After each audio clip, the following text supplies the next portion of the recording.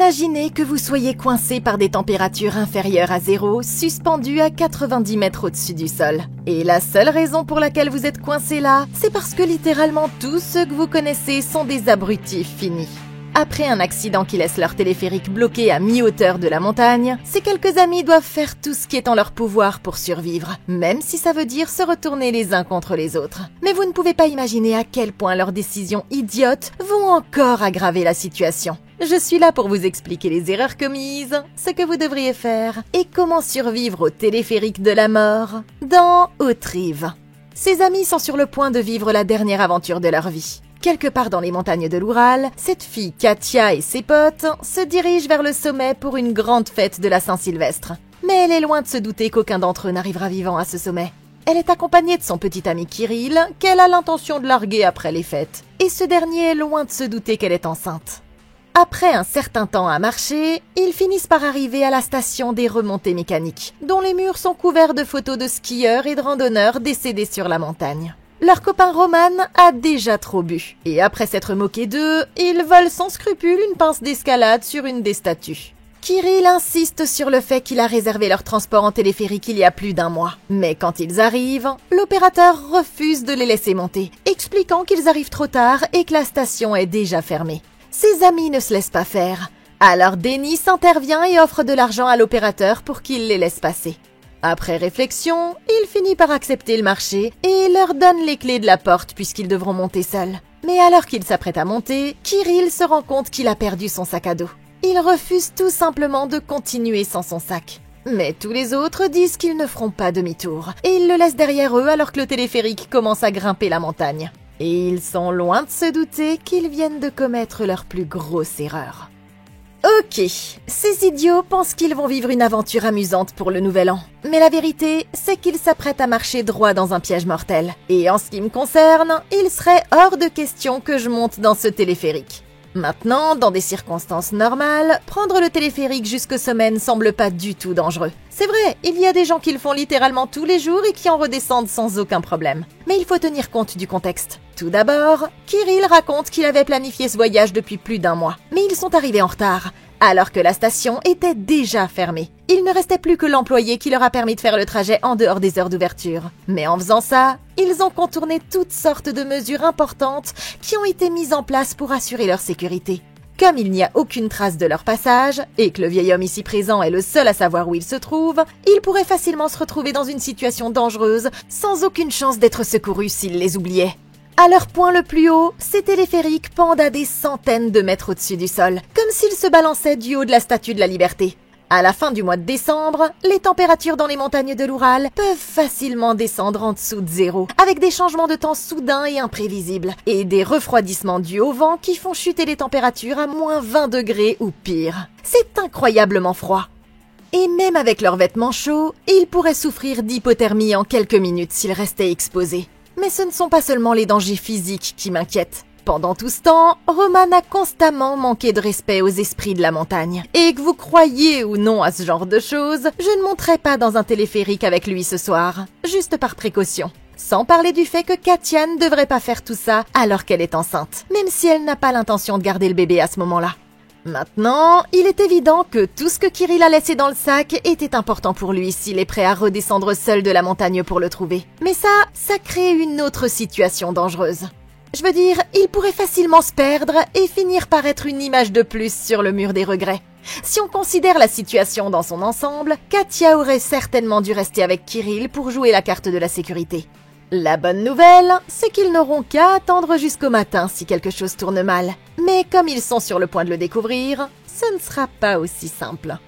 Le vieux téléphérique s'éloigne de la station et commence son ascension vers le sommet, les transportant de plus en plus haut dans le ciel nuageux de la nuit. Il est évident que Katia et son petit ami traversent une période difficile. Mais alors que Denis et sa petite amie Vika pensent qu'ils se remettront ensemble, Roman y voit l'occasion de tenter sa chance. Il essaie de dire du mal du gars qu'il a laissé passer le réveillon seul. Mais elle n'est pas très impressionnée par son ruse ou ses pas de danse ridicules quand il sort sa petite enceinte Bluetooth et commence à le casser. Il est temps de commencer la fête. Alors il ouvre une autre bouteille de champagne à l'aide de ce gros couteau de chasse, tout en assurant à tout le monde que c'est parfaitement sûr. Ses avances deviennent un peu trop agressives pour un gars avec un couteau à la main. Mais Katia ne se laisse pas impressionner et lui dit simplement d'arrêter l'alcool. Tout à coup, le téléphérique s'arrête brusquement et ces deux-là s'écrasent l'un contre l'autre. Les lumières s'éteignent quelques instants plus tard et Dennis dit que l'endroit a dû subir une panne de courant, mais que les générateurs de secours devraient se mettre en route d'une minute à l'autre maintenant. À la station, l'opérateur descend les escaliers et se rend dans la salle des machines pour essayer de remettre le téléphérique en marche. Le temps passe et les autres commencent à s'inquiéter. C'est alors que Roman décide de forcer les scellés et d'ouvrir les portes pour pouvoir se soulager. Voyant que le tableau électrique est complètement éteint, l'homme ouvre l'armoire et enclenche le générateur de secours, ce qui permet de rétablir le courant dans l'ensemble de l'installation. Craignant que Roman ne soit pas digne de confiance avec les clés, Katia décide de les lui enlever, quand tout à coup, le véhicule se met à avancer au moment où l'opérateur remet la machine en route, ce qui le fait presque basculer dans le vide. Heureusement, ses amis parviennent à le rattraper juste à temps, et ils plaisantent tous comme si ce n'était pas grave. Mais ils ne réalisent pas à quel point les choses sont sur le point de devenir mortelles. Ok, ce gars Roman est un vrai crétin, et s'il continue à le laisser faire des conneries qui mettent tout le groupe en danger, c'est qu'une question de temps avant qu'il ne leur cause de gros problèmes. Je veux dire, il a consommé de grandes quantités d'alcool toute la soirée, et même s'il ne pense qu'il ne fait que s'amuser, les effets sont sur le point de le rattraper de façon catastrophique.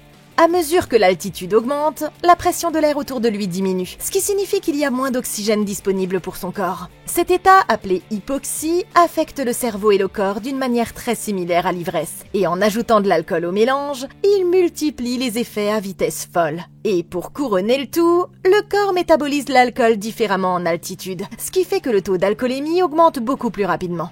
Par conséquent, même s'il semble boire une quantité normale, chaque gorgée d'alcool est en réalité plusieurs fois plus puissante que ce à quoi il est habitué. Et c'est assez facile de voir comment ce problème pourrait rapidement devenir incontrôlable. Il mélange également les boissons de manière dangereuse, en associant le whisky et le champagne. Maintenant, il ne le sait probablement pas, mais la carbonatation du champagne accélère l'absorption de l'alcool, ce qui fait augmenter encore plus rapidement son taux d'alcoolémie. Parallèlement, la teneur en alcool plus élevée du whisky fait qu'il reste plus longtemps dans le sang. C'est donc comme une réplique qui va le frapper alors qu'il a déjà du mal à rester debout. Mais même s'il s'arrêtait de boire maintenant, il ne serait toujours pas en sécurité. L'alcool a des effets insensés sur le corps, et c'est pourquoi il a autant envie de faire pipi. Comme son corps perd rapidement de l'eau, il va commencer à se déshydrater, ce qui entraînera des maux de tête, des nausées et des troubles de la prise de décision. Ce qui n'est vraiment pas une bonne chose quand on est coincé à des centaines de mètres de hauteur dans un putain de téléphérique. Cela dit, la bonne nouvelle, c'est que la solution est assez simple. Il faut lui retirer son stock d'alcool et lui faire boire de l'eau à la place. Au moins jusqu'à ce qu'ils arrivent à la fête. Je lui enlèverai aussi son couteau, parce que même un tout petit incident ici pourrait se transformer en un accident mortel en l'espace de quelques secondes. Il ne faut surtout pas que le type le plus ivre du monde se promène avec des objets tranchants. Bien qu'il ait redémarré, la panne de courant m'aurait fait craindre que le téléphérique ne reste bloqué. Puisqu'il y a toujours du réseau, Katia devrait envoyer un SMS à Kirill et à ses amis au sommet, les informant qu'ils sont en route et de l'heure à laquelle ils devraient arriver, tout en mentionnant que le téléphérique a des problèmes. De cette façon, elle sera certaine que quelqu'un commencera à les chercher s'ils ne se pointent pas à la fête en temps et en heure. Roman recommence immédiatement à boire, mais c'est alors qu'il remarque un sac dissimulé sous le sapin de Noël. C'est celui de Kirill, et il trouve une bouteille de champagne hors de prix cachée à l'intérieur. Mais ce n'est pas cette bouteille qui l'inquiétait en réalité. Lorsque Dennis l'appelle, il dit à son ami qu'ils ont retrouvé son sac. Mais celui-ci dit à Katia de simplement le jeter et raccroche. Et là, elle découvre une bague. On dirait que Monsieur Triste allait faire sa demande en mariage. Mais il refuse désormais de décrocher le téléphone. Et à ce moment précis, il passe le point où tout le monde perd complètement le réseau, laissant Katia sans aucun moyen de l'appeler et de s'excuser. Bien plus bas, le concierge retourne à l'étage inférieur pour vérifier les machines. Et il semble que tout fonctionne parfaitement. Quelque chose attire son attention près des poulies, et cet abruti se penche pour regarder de plus près. Quand tout à coup, les clés autour de son cou se prennent dans la machinerie, ce qui commence à l'étrangler. Mais il n'y a personne à qui il peut demander de l'aide. Il attrape un tuyau à proximité et le jette dans la roue pour tenter de sauver sa vie. Mais il est déjà trop tard. Alors qu'il est soulevé du sol et étranglé par la machine, le téléphérique s'arrête une fois de plus. Mais cette fois, c'est pour de bon. Pendant ce temps, Kirill, notre garçon tristounet, est déjà rentré au chalet. Et après avoir essayé d'appeler Katia une dernière fois, il se résout à dire merde et à aller au bar à la place. Dans le téléphérique, il pense qu'il s'agit d'une nouvelle panne d'électricité qui devrait se régler d'une minute à l'autre. Comme ils ne réalisent pas encore qu'ils sont coincés, ils décident d'ouvrir le champagne et de regarder les feux d'artifice lorsque l'horloge sonne officiellement minuit. Ils tirent le meilleur parti de leur situation précaire, avec suffisamment de nourriture et d'alcool pour survivre à la fin du monde, comme le dit Dennis. Mais ils n'ont absolument aucune idée de la gravité de la situation. Roman écrit SOS sur le verre embué pour rire, avant qu'ils ne sombrent tous dans l'inconscience. Mais dans quelques heures, cette petite plaisanterie ne sera plus aussi drôle. Un peu plus tard, Katia se réveille au son d'un hélicoptère qui plane à l'extérieur. Elle essuie le brouillard et aperçoit un sauveteur suspendu à l'hélicoptère. Mais lorsqu'il enlève son masque, c'est en fait son petit ami Kirill. Confuse, la jeune fille regarde autour d'elle et se rend compte que ses amis sont tous morts de froid. Soudain, l'homme plante un pic à glace dans la fenêtre et elle se réveille en hurlant dans la vraie vie. Il s'avère que ce n'était qu'un mauvais rêve. Mais la réalité de leur situation n'est pas meilleure. C'est déjà le matin, ce qui signifie qu'ils sont coincés là-haut depuis des heures. Et c'est alors que Katia réalise que cette fois-ci, ils sont vraiment pris au piège. Ok, ça devient vraiment la merde là. Le téléphérique leur offre un abri contre le vent et la neige, mais il n'est pas équipé d'un système de chauffage. Il y fait donc dangereusement froid, surtout la nuit, et l'hypothermie est leur plus grande menace. La bonne nouvelle, c'est qu'ils portent déjà des vêtements d'hiver chauds. Mais il est temps d'enfiler autant de couches de vêtements chauds que possible, en se concentrant sur la tête, les mains et les pieds. Surtout les phalanges, étant donné que ce sont les extrémités qui perdent le plus rapidement toute chaleur corporelle. Ensuite, ils pourront utiliser les matériaux qui leur restent pour boucher les trous dans la cabine, là où l'air froid peut pénétrer à l'intérieur. Même si elle a essayé d'éviter la proximité de Roman, ils devraient se blottir l'un contre l'autre pour se réchauffer, comme les pingouins de l'Antarctique, en partageant leur chaleur corporelle et en se protégeant mutuellement du vent. J'attendrai le milieu de la journée, quand il y a le plus de monde possible sur la montagne, et j'utiliserai l'accès au toit pour envoyer l'aile de kite aussi haut que possible avec une des fusées éclairantes attachée à l'arrière. Une autre chose qu'ils ont en leur faveur, c'est leur réserve décente de trucs à grignoter. Mais ils doivent commencer à les rationner soigneusement à partir de maintenant. Et ce, parce que les besoins en calories de votre corps sont considérablement plus élevés dans le froid. Ils pourront survivre quelques jours sans nourriture. Mais au-delà, ils seront en grande difficulté. C'est pourquoi tout le monde devrait commencer à ne manger qu'une petite portion toutes les 4 à 6 heures. Il est important de partager la nourriture, mais il est encore plus important de trouver une source d'eau. Parce que sans elle, ils seront morts au bout de quelques jours. Il devrait être assez facile de ramasser de la neige à l'extérieur du téléphérique. Mais manger la neige directement serait une grave erreur, parce que ça abaisserait leur température corporelle et augmenterait les risques d'hypothermie. Ils devraient plutôt utiliser des matériaux inflammables et un briquet pour allumer un petit feu, parce que ça leur permettra non seulement de se réchauffer un peu, mais aussi de faire fondre la neige pour obtenir de l'eau potable. Ça ne produira pas beaucoup d'eau, mais tant qu'ils peuvent obtenir dans les 50 ml chacun toutes les 12 heures environ, ça devrait suffire à les maintenir en vie. En regardant autour d'eux, les autres remarquent que Dennis a disparu, mais ce dernier ouvre alors la trappe sur le toit du téléphérique. Il a essayé d'appeler de l'aide, mais étant donné qu'ils n'ont pas encore été secourus, il semble que personne ne les cherche. À la station, les 2 prochaines employées se présentent pour prendre leur poste du matin. Et elles sont plus occupées à se plaindre l'une auprès de l'autre qu'à vérifier si des touristes sont coincés dans le téléphérique. Le groupe ne parvient toujours pas à capter de signal.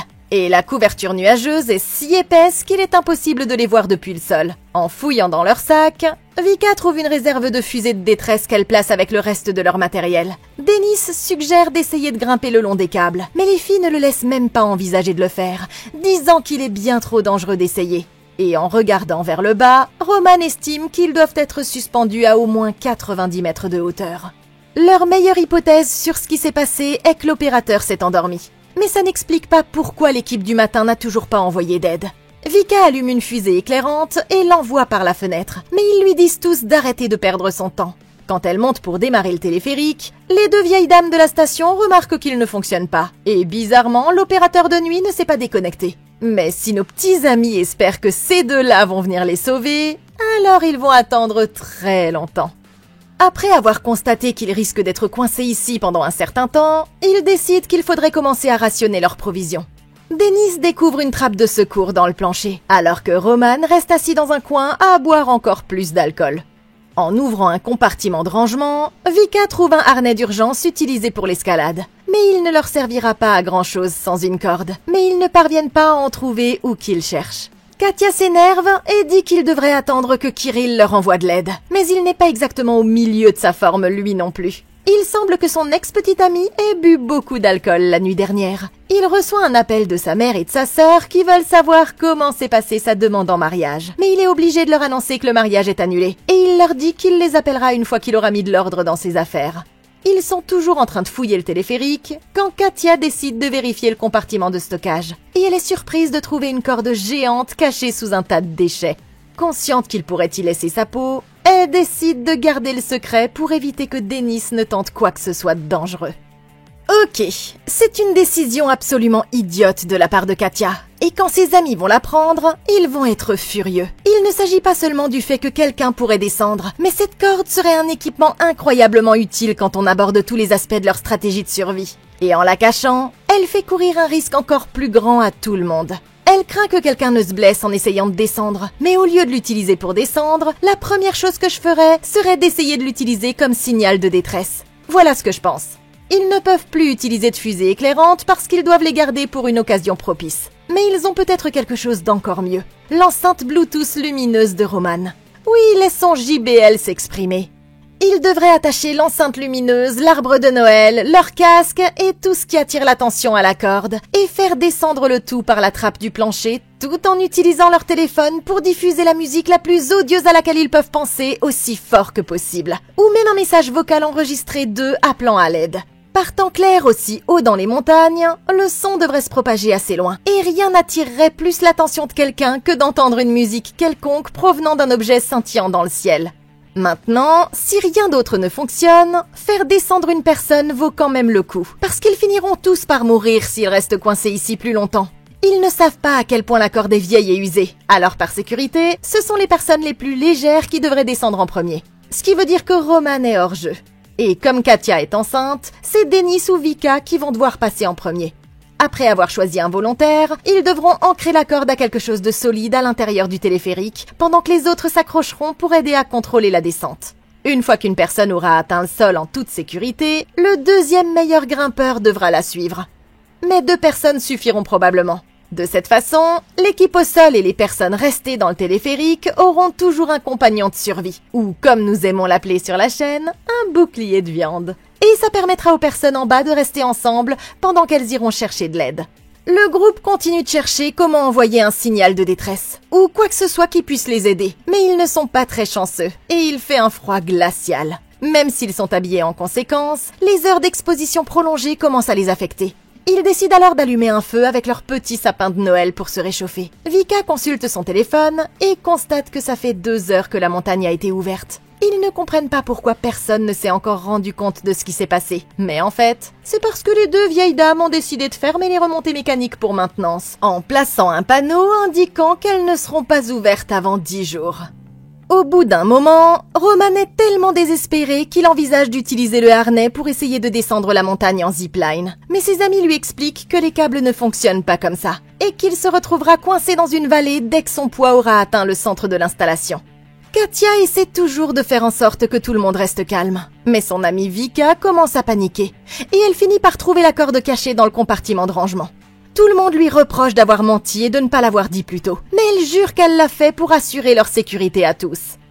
En jetant un coup d'œil par la trappe, il semble que la corde soit assez longue pour que quelqu'un puisse descendre. Alors maintenant, ils n'ont plus qu'à décider qui sera l'heureux volontaire. Dennis intervient parce qu'il voit déjà où ça va les mener. Mais sa petite amie reproche à Roman de ne rien faire.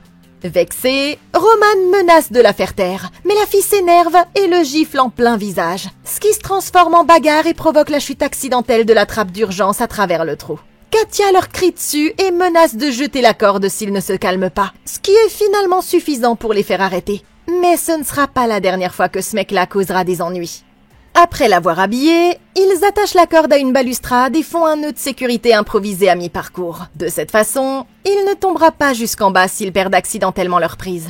Tout se passe bien au début, mais la descente est encore longue. Et à ce moment-là, Dennis fait une découverte bouleversante. Il fait tomber sa planche de snowboard dans la neige, ce qui déclenche tout à coup une avalanche impressionnante. Il réalise alors qu'ils sont suspendus juste au-dessus d'un énorme ravin. Et la corde est loin d'être suffisante pour qu'ils puissent atteindre le fond. Inquiet, il demande aux autres de le remonter. Mais mais il est beaucoup plus lourd que ce à quoi il s'attendait. Dans un moment de panique, il commence à essayer de remonter seul le long de la corde, mais il glisse tout à coup par inadvertance et retombe jusqu'en bas. La corde tendue prend Roman par surprise, l'entraîne dans le trou et rompt le nœud de sécurité qui entaille la jambe de Vika. Katia passe son bras dans la corde et elle parvient à les rattraper juste à temps. Mais elle ne pourra jamais les remonter toute seule. Roman le réalise tout de suite. Alors il sort son couteau sans hésiter et avant que qui que ce soit ne puisse l'arrêter, il sectionne la corde, détachant Dennis et le précipitant dans la mort des centaines de mètres plus bas. Les filles sont sidérées et le regardent remonter par le trou, conscientes qu'il vient de sacrifier leur ami au profit de sa propre vie. Ok, Roman vient de les baiser en beauté. Et je ne parle pas seulement d'un meurtre de sang-froid. Cette corde était leur meilleure chance de survie, et maintenant qu'il l'a coupée et qu'il a perdu le harnais, ça paralyse complètement leur capacité à l'utiliser par la suite. La vérité, c'est que le plan était en quelque sorte voué à l'échec dès le départ, parce qu'ils ont décidé d'attacher leur harnais de sécurité à cette poignée minable dont la résistance à la traction était comparable à celle d'un cure-dent. Un point d'attache beaucoup plus sûr aurait été les supports sur le toit du téléphérique, ou même ces petits anneaux juste en dessous de la trappe d'évacuation. Dennis a immédiatement paniqué quand il a vu qu'il n'avait pas assez de corde pour arriver tout au fond. Mais s'il était resté calme et avait continué à descendre, il aurait pu s'approcher suffisamment pour se balancer et rejoindre la falaise, ce qui lui aurait permis de s'y accrocher et de se hisser à partir de là. Ça aurait été dangereux, certes, mais après avoir vu comment la tentative de remonter s'est soldée pour lui, peut-être que s'en tenir au plan avec un léger ajustement aurait été le meilleur choix en définitive. Maintenant, en ce qui concerne Roman, il est évident que les filles ne peuvent plus lui faire confiance et qu'elles vont devoir faire quelque chose avant qu'il ne s'en prenne à elle cette fois. Perso, je pense que je n'empêcherai pas Vika de lui marcher sur les mains et de le faire tomber après ce qu'il a fait à son petit ami. Mais si les filles ne sont pas encore prêtes à le tuer, Katia devrait l'assommer avec l'extincteur pendant qu'il est distrait et utiliser une partie de la corde pour l'attacher. Bref, les deux filles se retrouvent à la case départ. Mais le plus important, c'est qu'elles continuent à travailler ensemble. Si elles arrêtent de donner à manger à Roman, ça devrait leur permettre de prolonger leur réserve encore plus longtemps. Il semble que leur seul choix soit de recommencer à envoyer des signaux pour demander de l'aide. Mais vous ne croirez jamais ce qui va se passer ensuite. Après avoir complètement renoncé à sauver leur relation, Kirill, abattu, fait ses valises et s'apprête à quitter l'hôtel. Il essaie une dernière fois de voir si Dennis et les autres sont revenus. Mais comme il n'y a aucune trace d'eux dans leur chambre, il trouve un taxi et se rend tout seul à l'aéroport. Vika, de son côté, est furieuse. Et elle reproche à Roman d'être responsable de la mort de son petit ami, même s'il lui dit que c'était le seul choix possible. Tout à coup, la jeune fille s'empare de son couteau et lui ordonne de descendre le long de la corde, persuadée malgré elle qu'il aurait pu survivre s'il était tombé dans une couche de neige suffisamment épaisse. À sa grande surprise, Katia le soutient en disant que tous les trois seraient tombés s'ils n'avaient pas coupé la corde. Vaincue, la jeune fille laisse tomber le couteau et se laisse tomber dans le coin. Et il réalise alors que la blessure à sa jambe est bien plus grave qu'il ne le pensait. À vrai dire, elle perd du sang très rapidement. Katia enlève donc sa veste pour réchauffer la jeune fille, mais aucun d'entre eux n'a assez d'expérience médicale pour savoir comment la sauver. Paniqués, ils utilisent rapidement la ceinture de Roman pour poser un garrot de fortune sur sa jambe, mais ils doivent percer un nouveau trou dans le cuir pour le maintenir serré. Et tandis que Katia s'efforce de la maintenir éveillée, ils entendent le bruit inimitable d'un hélicoptère qui approche à l'extérieur. Sachant que c'est peut-être leur seule chance, Roman se précipite sur le toit et tente de faire signe à l'hélicoptère de descendre. Mais il semble que le pilote n'ait toujours rien remarqué. Roman appelle les autres et demande à Katia de trouver une fusée de détresse. Mais la fille s'acharne sur la jambe blessée de son ami. Elle réussit enfin à fixer la ceinture et commence immédiatement à chercher les fusées ensuite. Et elle en allume une dès qu'elle arrive sur le toit. Mais il est déjà trop tard, et l'hélicoptère disparaît derrière les montagnes sans avoir remarqué où il se trouvait. Ça pousse finalement Roman à bout, et il commence à se déchaîner contre elle pour leur avoir fait rater leur meilleure opportunité. Visiblement furieux, il la projette sur le toit du téléphérique, et elle finit par tomber directement sur le loquet, le bloquant accidentellement et les laissant tous les deux sans aucun moyen de retourner à l'intérieur. Pendant ce temps au sol, Kirill ne sait toujours pas ce qui se passe du côté de ses amis. Voyant qu'il semble contrarié à propos d'une fille, le chauffeur tente de lui donner quelques conseils. Mais il met de la musique triste pour le faire taire, persuadé que leur relation ne pourra jamais être sauvée. Ok, waouh! Et je veux vraiment simplement dire waouh! Cet épisode fait partie du panthéon de Comment battre. pense que notre garçon triste s'est révélé être le plus intelligent du groupe en fin de compte. Et au moins, il sera toujours là pour expliquer ce qui s'est passé quand ils retrouveront vos corps congelés d'ici plusieurs jours. Quant à toi, Katia, je suis en colère et déçue, parce que tu viens de faire une connerie monumentale. Honnêtement, tu sais que la situation est critique quand tu me forces à donner raison à Captain Indésirable. Mais sérieusement, il faut que quelqu'un prenne du recul et réfléchisse à la façon dont vous vous retrouvez tous dans des situations foireuses. Prendre le téléphérique après les heures d'ouverture était franchement une erreur. Et il n'y a aucune chance que vous ayez pu prévoir que ça tomberait en panne. Mais chacune des décisions que vous avez prises depuis donne l'impression que vous essayez tous intentionnellement d'accélérer votre propre mort. Picoler jusqu'à en perdre connaissance alors que vous êtes piégé dans un véritable congélateur à plusieurs centaines de mètres au-dessus du sol, c'était stupide. Ne pas essayer d'appeler à l'aide avant presque 24 heures, très stupide aussi. Cacher la corde, qui était votre meilleure chance de descendre, ça n'avait pas de prix. Mais non, donc incroyablement stupide aussi. Et ensuite, juste au moment où je pensais avoir tout vu, Katia, tu laisses un hélicoptère vous échapper et tu te retrouves coincé sur le toit avec un cinglé ivre et armé de couteaux qui veut te tuer ou faire quelque chose de pire encore. Tu viens de dire que tu n'as pas les compétences médicales pour aider Vika.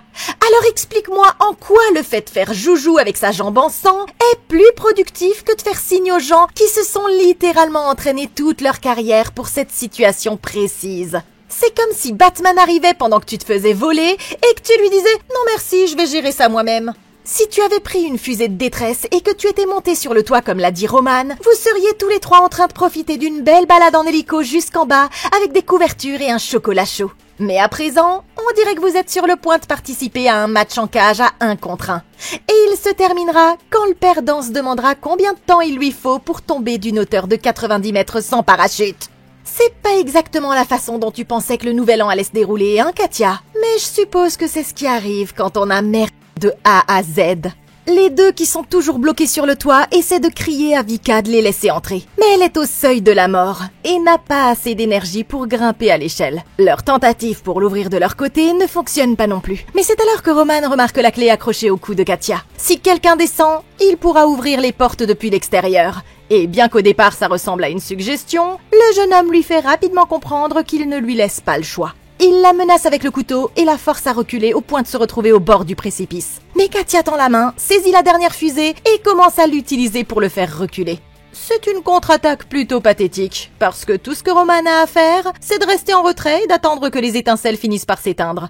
Mais quand il revient pour le deuxième round, elle lui assène un coup de fusée encore incandescente sur le visage, ce qui a pour effet de le faire reculer et de mettre le feu à la capuche de sa veste. Après l'avoir jeté juste à temps, il arrache un morceau de la structure métallique et commence à s'en prendre à elle, l'obligeant à passer par-dessus le bord. Alors qu'elle est en suspension, il commence à lui donner des coups de barre métallique et il la nargue alors qu'elle s'accroche désespérément à la paroi latérale du téléphérique. Elle esquive les coups et parvient finalement jusqu'à la serrure de la porte, puis elle l'ouvre d'un coup de pied, ce qui lui permet de se laisser tomber en toute sécurité à l'intérieur de la cabine. Roman, lui, est toujours coincé sur le toit, mais elle se retourne rapidement pour l'enfermer à l'extérieur, s'assurant ainsi qu'il ne pourra pas revenir à l'intérieur. Au-dessus, il commence à faire levier sur le loquet de la trappe de toit avec son bâton, et Katia se précipite pour la maintenir fermée.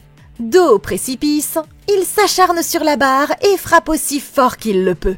Mais aveuglé par la frustration, il tape tellement fort qu'il finit par faire céder le support de la cabine et à perdre l'équilibre, basculant du bord droit vers le ravin sans fond. Katia, quant à elle, tombe lourdement de l'échelle et s'assomme à quelques centimètres seulement de la trappe ouverte. La nuit est tombée quand Kirill arrive à l'aéroport. Il parcourt les réseaux sociaux de son ex-petite amie et ne peut s'empêcher de se remémorer tous les bons moments qu'ils ont passés ensemble. Sur un coup de tête, il décide d'appeler la réception de l'hôtel. Mais bizarrement, on lui répond que ses amis n'ont toujours pas quitté l'hôtel et ils ne sont même pas retournés dans leur chambre à vrai dire. Il vérifie à nouveau leur profil et remarque qu'aucun d'entre eux n'a posté le moindre message depuis des jours. Et c'est là qu'il comprend enfin qu'ils doivent avoir eu des ennuis. Il court jusqu'au taxi et dit au chauffeur qu'il doit retourner à l'hôtel. Quand Katia se réveille d'un nouveau cauchemar, elle est horrifiée de découvrir que sa main a gelé au contact du sol métallique, après être restée aussi longtemps au même endroit. Comme elle n'a pas d'autre choix, elle tire brutalement sur sa main aussi fort qu'elle le peut, ce qui lui arrache toute la peau de la paume, tel le sparadrap le plus douloureux du monde. Elle se dirige vers Vika et tente désespérément de la réveiller. Mais la pauvre jeune fille ne réagit pas, et il semble qu'elle ait succombé à ses blessures pendant que Katia dormait. Ok, Katia vient officiellement de toucher le fond. Mais cela étant dit, elle n'a aucune idée que le sauvetage n'est plus qu'à quelques heures. En fait, elle n'a jamais été aussi proche de pouvoir se sauver. Et maintenant, tout ce qu'elle a à faire, c'est de survivre jusqu'à ce que son petit ami parvienne à lui envoyer les secours nécessaires. Maintenant que Kirill a compris qu'ils sont en danger, il retourne dans la montagne pour essayer de les aider. Mais il va lui falloir du temps pour rejoindre la station. Et le blizzard qui s'annonce pourrait le retarder encore plus. Si sa petite amie est vraiment prise au piège, il n'y a pas de temps à perdre. Donc, au lieu d'attendre d'être sur place en personne, il devrait appeler au préalable en utilisant son téléphone pour mettre en place un plan de sauvetage. Vous savez, le téléphone. Trouvez le numéro, bip bip bip bip bip bip. Allô, oui, c'est moi, utilise ton foutu téléphone, mec. D'abord, il doit contacter la station de téléphérique pour confirmer que la cabine est bloquée. Ensuite, il pourra appeler le service de secours en montagne et la police locale pour les avertir que ses amis sont coincés quelque part à mi-hauteur de la montagne, le long des falaises des remontées mécaniques. Ce sont des professionnels qualifiés qui disposent de l'équipement et des compétences nécessaires pour faire ce qu'il faut. Et s'il les prévient maintenant, Katia pourrait même être de retour sur la terre ferme bien avant que lui-même n'arrive sur place. Quant à Katia elle-même, elle n'a d'autre choix que de se retrancher dans un coin et d'attendre.